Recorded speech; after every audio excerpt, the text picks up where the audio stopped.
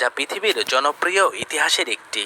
তা হলো টাইটানিক জাহাজ সম্পর্কে। পৃথিবীর ইতিহাসে সবচেয়ে বড় জাহাজ হলো টাইটানিক। এই জাহাজটি ছিল 3 তলা বিশিষ্ট। এটা বাইরের দিক থেকে দেখলে মনে হবে এটা জাহাজ, কিন্তু এর ভিতরের দিকে দেখলে মনে হবে এটা একটি প্রদেশ যা 3টি ফুটবল ময়দানের সমান। এই জাহাজটিকে এত বড় করে বানানোর উদ্দেশ্যই হলো যাতে করে অনেক লোক একসাথে ভ্রমণ করতে পারে পানির। এই জাহাজটি তৈরি করার দায়িত্ব নিয়েছিল হোয়াইট স্টার লাইন কোম্পানি। এই টাইটানিক তৈরি করতে 3000 ওয়ার্কার দিনরাত কাজ করেছে, যাদের মধ্যে 9 জন নিহত হয়েছে এবং এছাড়াও 40 জন ওয়ার্কার আহত হয়েছে। ওই সময় এটা তৈরি করতে 48 কোটি টাকা খরচ হয়েছিল।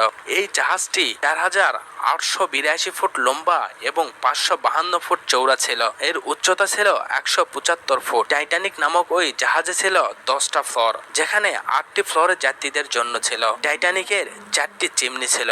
সে সময়ে অনেক ধনী ব্যক্তিরাও ওই জাহাজে সফর করার ইচ্ছা পোষণ করেছিলেন। টাইটানিক জাহাজের প্রধান ক্যাপ্টেন এবং ওর নির্মাণকারীরা বলেছিল এই জাহাজটি কখনোই ডুববে না, এবং আমরা ব্যাজি ধরে বলতে পারি যে স্বয়ং সৃষ্টিকর্তাও ওই জাহাজ কখনো ডুবাতে পারবে না, নাউজুবিল্লাহ। কিন্তু এটা কারো জানা ছিল না যে টাইটানিকের মতো অত বড় জাহাজ এবং মজবুত জাহাজও ডুবতে পারে। মূলত সৃষ্টিকর্তার সাথে নাফরমানি করার জন্য এই জাহাজটি ডুবেছিল। চলুন জেনে নেই এই জাহাজটি কিভাবে ডুবেছিল এবং সেদিন কি হয়েছিল।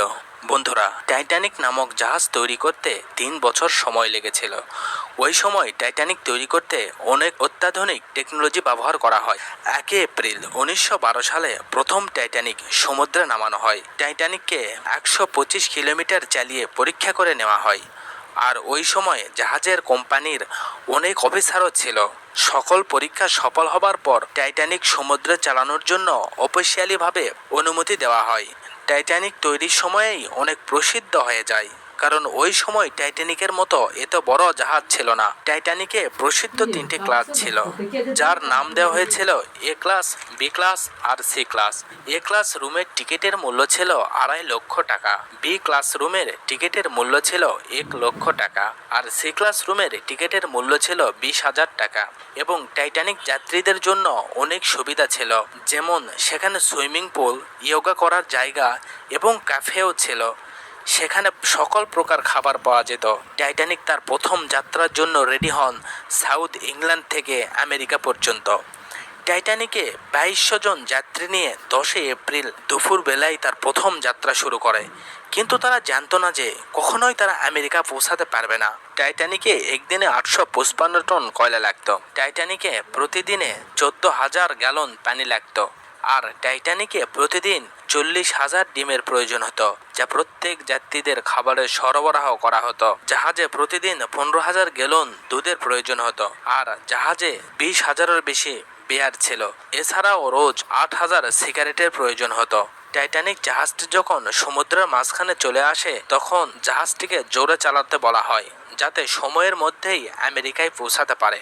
টাইটানিক 3 দিন সমুদ্রে অতিবাহিত করে ফেলে। টাইটানিক যাত্রা শুরু করার পূর্বেই একটা দুর্ঘটনা ঘটে যায়। টাইটানিকের নিচের একটা চেম্বারে আগুন লেগেছিল, যা টাইটানিকের জন্য বিপজ্জনক, আর এটা সমস্ত অফিসাররা জানতো।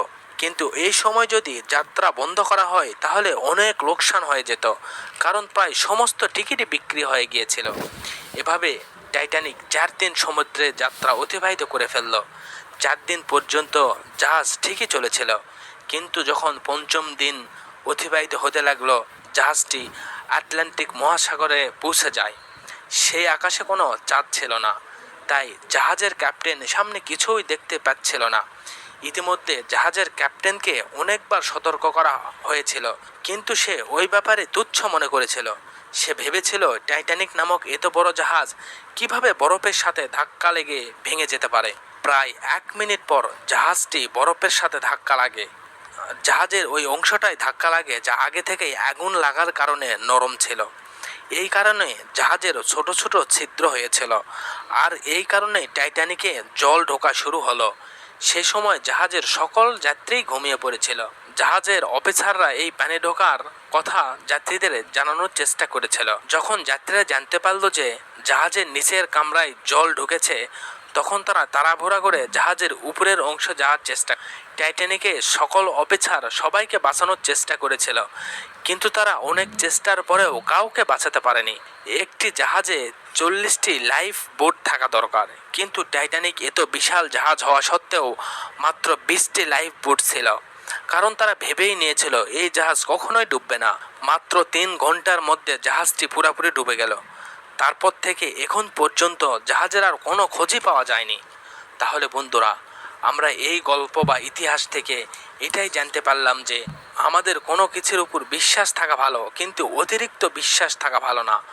আমাদের সব কাজে সাবধানতা অবলম্বন করতে হবে। অসাবধানতা হলেই আমাদের জীবনে বিপদ নেমে আসতে পারে। আর আমাদের সকল কাজে আল্লাহর উপর বিশ্বাস রাখা উচিত।